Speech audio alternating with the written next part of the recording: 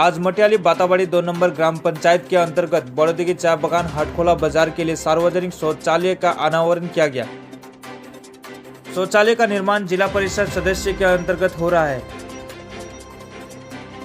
जिला परिषद सीमा सरकार, ग्राम पंचायत सदस्य समीर महली और अन्य ग्रामवासी इस कार्यक्रम में उपस्थित थे।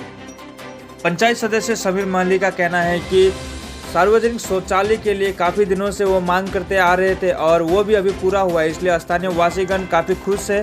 साथ ही माननीय मुख्यमंत्री के कामकाज की भी जमकर तारीफ की।